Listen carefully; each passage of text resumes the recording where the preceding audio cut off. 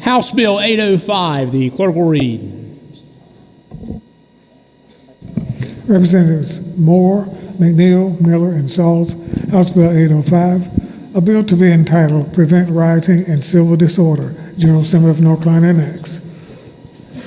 Gentleman from Cleveland, Speaker Moore is recognized for a motion. Mr. Speaker, I move that the House do concur with the Senate committee substitute to House Bill 805. Gentleman is recognized to speak to the motion. Thank you, Mr. Speaker. Members, this bill passed with a very strong bipartisan vote, 88 to 25, with nearly 3/4 of this body voting in favor of this bill. I certainly hope that this passes by an even stronger number today. There were questions that came up in the debate here about making sure that when someone was present during when a riot happened and there were folks who were engaging in riot, that the mere presence of someone being there would not be enough for them to be punished. And just as I had assured the members on the floor that the current law through court interpretations had already held that, we would amend this bill to make it abundantly clear that simply being present would not count as a violation of this law. So that has been added. That has specifically been amended into the bill. I took that as a friendly amendment, and we did that. And that was worked out, again, from folks on both sides of the aisle there. We've also put in additional language that would say that if a rioter brandishes a dangerous weapon or uses a dangerous substance while willfully engaging a riot, that would trigger increased penalties. And also, the thing to remember on this, and just to kind of back up and tell the whole story just very briefly, is this bill was passed, was filed, I filed it, a lot of you co-sponsored it, and we passed it overwhelmingly because we saw firsthand what happens when folks join in what was otherwise a lawful protest and engage in destruction of property, assaults and injury to people, and just that's not protesting at that point. That's rioting. That's looting. We saw where buildings were burned, where just massive property damage. Some folks lost their businesses as the result of this. And so what this bill, and I would say really does well, is strikes a balance between protecting the right of folks to go out and protest, protecting that most valuable right, the First Amendment, and at the same time protecting order, protecting the upholding of law, protecting property, protecting life. And we all saw firsthand what happened, and I appreciate the comments that were made by a number of folks. I remember well Representative Jones, who worked downtown, saw a lot of what happened. A lot of folks here saw firsthand what happened.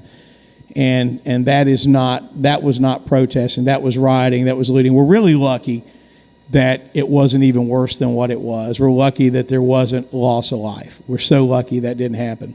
But who's to say next time it wouldn't be? And what these penalties will do is it will give law enforcement the tools that they need to prosecute and arrest those who are truly willfully violating this law by engaging in rioting, by engaging in looting and destruction and assault, and at the same time protecting the rights of folks to go and protest and exercise their First Amendment rights. I would encourage your support of this bill, and I hope that we pass by an even greater number than we did last time. With that, glad to answer questions if there are any. Otherwise, I yield the floor. For what purpose is the lady from Durham, Representative Murray, rise? To speak on the bill. Ladies recognized to speak to the bill. I appreciate Speaker Moore's bill, but I think it's the wrong way to go to an outlier event that happened in Raleigh last summer. We already have dozens of laws on the books that can be addressed if we have looting and rioting. We have arson laws. We have felony inciting a riot laws, Class F felonies. We have breaking and entering and felony larceny of buildings. We have failure to disperse laws. We have felony assault with a deadly weapon on officers. We have disorderly conduct. We have resist, delay, obstruct. I could go on. The laws on the books address the very events that we saw what happened in Raleigh. But what are we doing today? We are doubling down on a response of a event, and it was a riot, and there was some damage, and it was awful. But the laws on our books already address what happened. I would urge us to think twice before we pass a bill that says preventing rioting and civil disorder, because the truth is, this isn't going to deter anyone. But it may have the harm of stifling free speech and free assembly, which are everyone's constitutional rights. That's what we're afraid of. This bill came out because of a Black Lives Matter protest. And the response to it is not to figure out how we can get police to de-escalate, how we can get organizers to communicate with police about the nature and the time and restrictions on the assembly, but we double down. We take misdemeanors and make them felonies. We make felonies and make them worse. And not only that, anyone can be arrested, taken to jail, no bond. Sit there for 48 hours if a judge doesn't come in, no bond.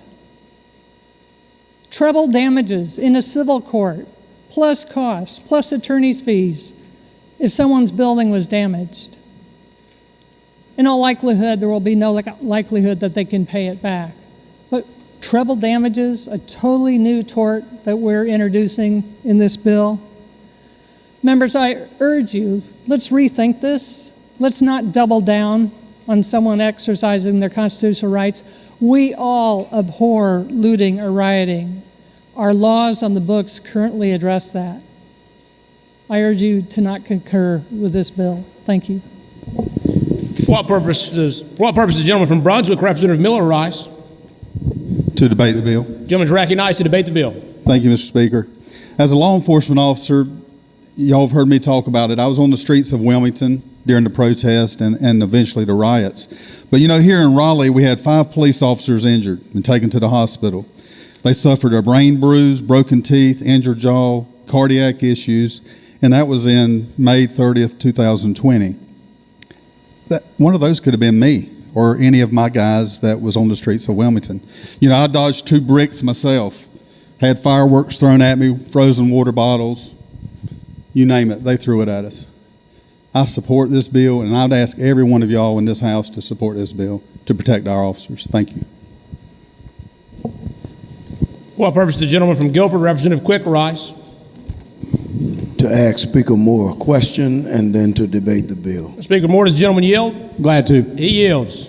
Mr. Speaker, this bill has been categorized as an anti-Black Lives Matter bill. What is your response to that? It is an anti-rioting bill.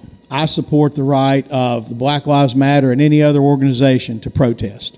I believe that one of the greatest rights that we have as Americans is the right to express our opinion, free of interference, free of fear of reprisal. We see what's happening in other parts of the world right now. We see what's happening in a nation on the other side of the world, where folks right now are literally being executed because they have an opinion different than a terrible regime that is now in charge of that nation. We see countries, even in Eastern Europe, where folks go out and want to speak their mind, they risk fear of being arrested, being persecuted.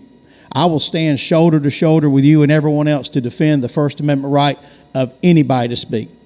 But what we have to stand together, Representative Quick, with no question at all, is for the rule of law, and that when someone tries to go out under the guise of a protest and engage in assaulting people, destroying property, trying to burn down buildings, stealing, that's not protest, that's not free speech, that is criminal activity. And you know what else? By having this kind of law in place, we actually protect those folks who are lawfully protesting. On the evening in question, when there were the protests and then the riots that happened later in the night, some of the folks who were there lawfully protesting were among those who were injured as well. So I submit to you, we can support the right of any group to protest, and at the same time, we should support this bill to make sure that we put tough penalties on those who would otherwise go out there and riot and loot. I would appreciate your support of the bill, sir. Thank you. I will not be voting for this bill. I ask for permission. Gentleman's recognized to debate the bill. Thank you. I will not be voting for this bill. In fact, the speaker's comments said that those who engage in criminal activity, the reason that they are criminal activities is because they've already been categorized and codified as crimes. As Representative Morey said, that we already have laws on the books for everything that Representative Miller said. Someone harms a police officer, there are laws on the books for that. Someone throws objects at police officers and bust out windows and buildings, there are already laws on the books for that. This, in my opinion, is a political football that looks to advance a narrative that when laws are already on the books are properly enforced, then everyone in this chamber can support the fact that looters and rioters and those who engage in criminal activity ought to suffer some sanction. This should not be a political issue, and it should not have the effect of stifling free speech, which is exactly what it will do, because those who engage in peaceful protest still can be rounded up and herded up, and then they have to get themselves out of the legal quagmire that they may find themselves in. I also agree with the speaker on something else that he said. This is not Eastern Europe. This is not Afghanistan. This is not Iraq. This is the United States of America, where the First Amendment has to mean something. I urge every member of this body to vote against this bill. For what purpose does the gentleman from Brunswick, Representative Miller, rise? Debate the bill a second time. Gentleman's recognized to debate the bill a second time. Just to clarify something, law enforcement officers believe in the First Amendment. You know, in Wilmington, we protected the peaceful protesters. We actually formed a line to separate them from the ones that were rioting. You know, what happens is they have agitators that come into peaceful protest, and these agitators are the ones we have to arrest. We arrested 6, I think, that night. 6 out of about 1,000. So no, sir, it's not a football they're throwing, it's rocks. Thank you.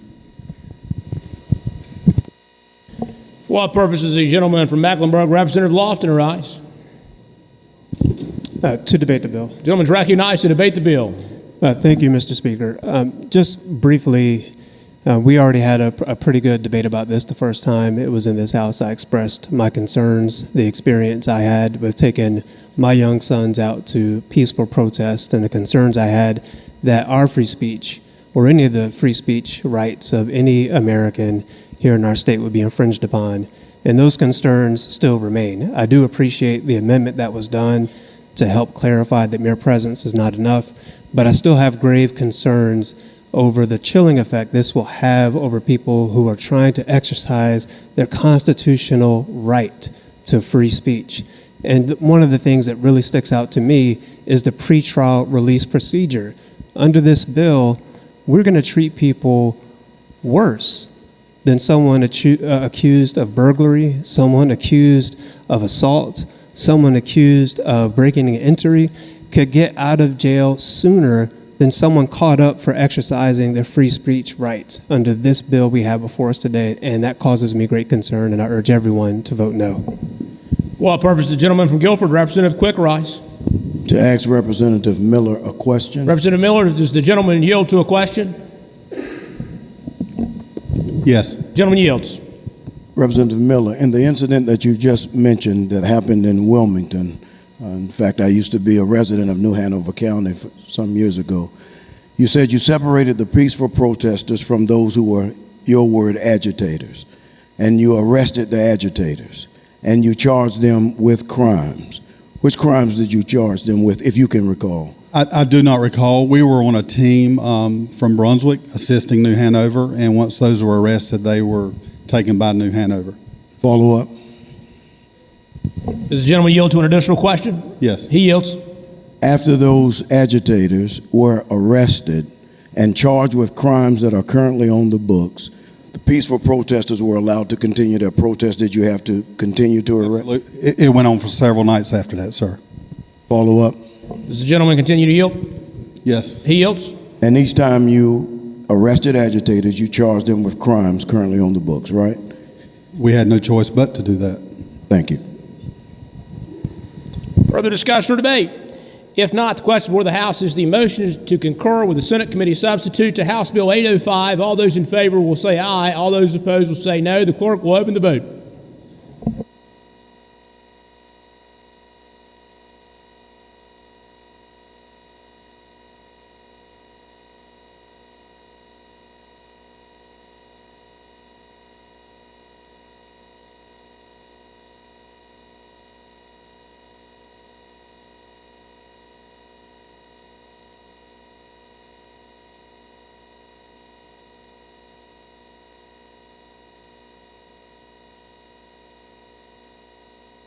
Clerk will lock the machine and record the vote. 63 having voted in the affirmative and 41 in the negative. The motion to concur has been adopted and will be enrolled and sent to the governor via special messenger.